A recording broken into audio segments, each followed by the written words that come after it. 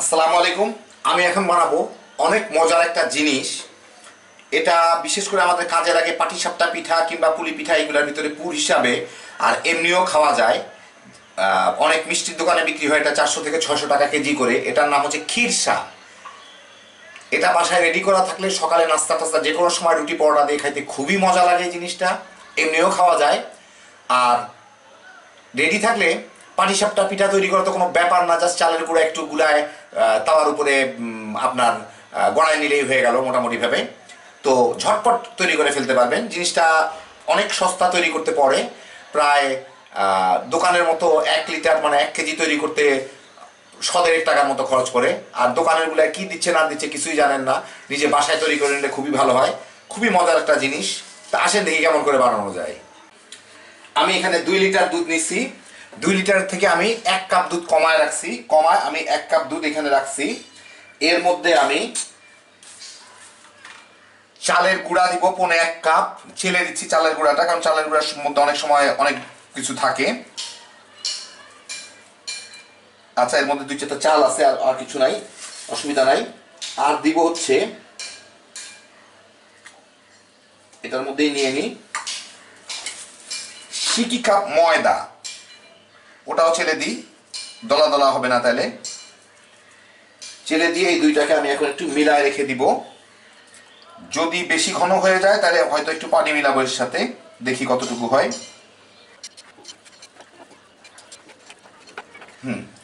হলো মিলানো। এটা খুব একটা ঘন হয় নাই, যদিও একটু পরে অবশ্য চালের গুঁড়াটা পানিটা টেনে কিছুটা কিছুটা ঘন হয়ে যাবে।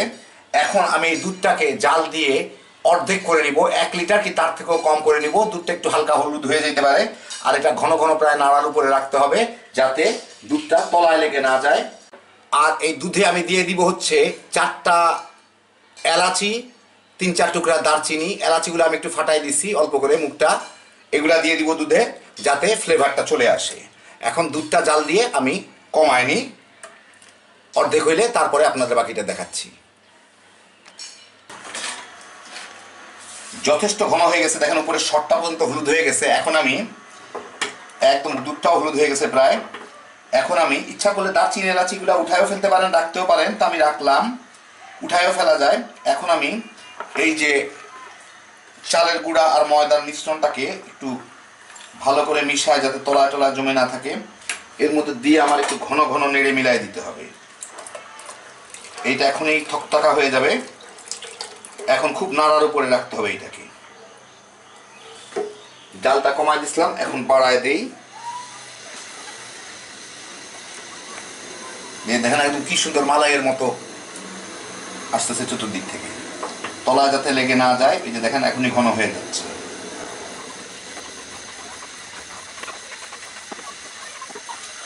একদম দলা দলা হয়ে যেতে না পারে, সেই জন্য একটু ঘন ঘন নাড়ার উপরে রাখতে হবে। এইটা একটু বেশি ঘন হবে, এর সাথে গুড় গেলে তখন আবার একটু পাতলা হবে। সেই জন্য এখন চিন্তা করে লাভ নাই। এটা হচ্ছে অনেকটা হোয়াইট চকলেটের মতো আর কি দেখতে লাগতেছে। যখন এটা ভালো মতো ফুটে উঠবে, যে দেখেন ঘন দেখে ওরকম ফুটতেছে না, কিন্তু বেশ বুঝে যাবে যে এটা ফুটানোর টেম্পারেচারে চলে আসছে। আমি এটাকে এখন চুলা থেকে নামায় একটু ঠান্ডা করে নিব। আমি গুড়টাকে রেডি করে নিব। এটা কিন্তু সবসময় তলার দিকে নাড়তে হবে, কারণ এটা তলার থেকে বাষ্পের জন্য কিন্তু একটু উপরে ভেসে থাকবে এটা, সেই জন্য তলায় যাতে লেগে পুড়ে না যায়। এইখানে আমি 1 পাটা গুড়, মানে ওই খেজুরের গুড়ের যে টাইপের পাটা হয়, খেজুরের গুড়ি নিচ্ছি। কিন্তু আমি শিওর এটা ভেজাল আছে, কারণ 140 আর 60 টাকায় খেজুরের গুঁড়ো হয় না, খেজুরের রসও পাওয়া যায় না ওই টাকায়। যাই হোক, তো ধরে নিলাম খেজুরের গুঁড়ি আর কি। আপনাকে একই অবস্থা দাঁড়াবে। ওটা আমি কোড়ায় নিছি, কোড়ায় 2 কাপ হয়েছে আর কি। পাটা তো বুঝেন এরকম গোল গোল যেগুলো পাওয়া যায় আর কি। 2 কাপের মতো হয়েছে। এর মধ্যে আমি এখানে ওই যেটার মধ্যে আনছিলাম সেটাই আমি পানি দিচ্ছি। এর মধ্যে আধা কাপের মতো, হাতটাও ধুয়ে দিয়ে এর মধ্যে গুড় লেগে আছে দিয়ে এখন এটাকে আমি জাল দিয়ে শিরা করে নিব, গুড়টাকে গলায় নিব আর কি। গুড়টা ভালো মতো গলে গেলে আমি চুলার জালটা নিভাই দেই।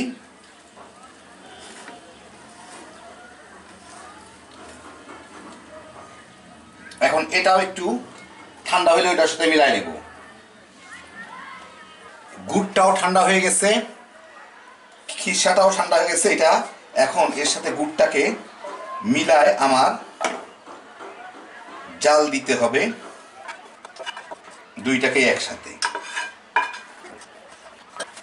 চুলাটা জ্বালায় দিয়ে এটাকে এখন ভালো করে মিশায় নিতে হবে,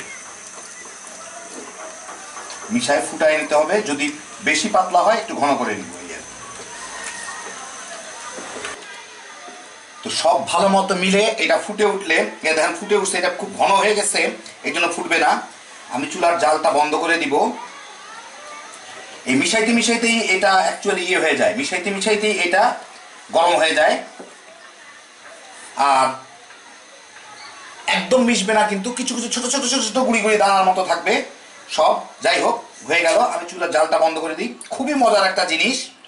এখন এটাকে ঠান্ডা হলে আপনাদের বেড়ে দেখাচ্ছি।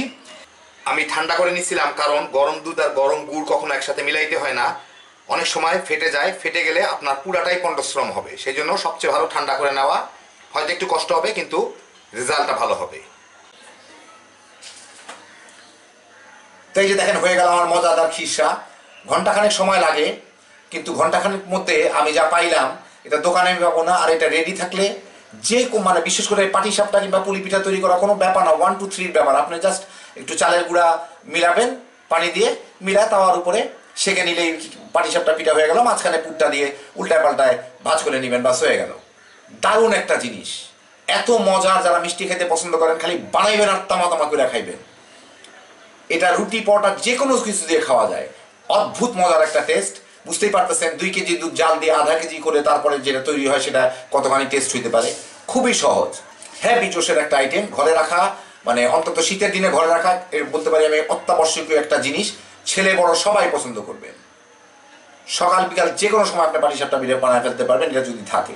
তো যাই হোক, দেখে ফেলেন কত সহজে বানায় ফেললাম। আল্লাহ আপনাদের সবাইকে ভালো রাখুন। ইনশাআল্লাহ আবার দেখা হবে। আল্লাহ হাফিজ।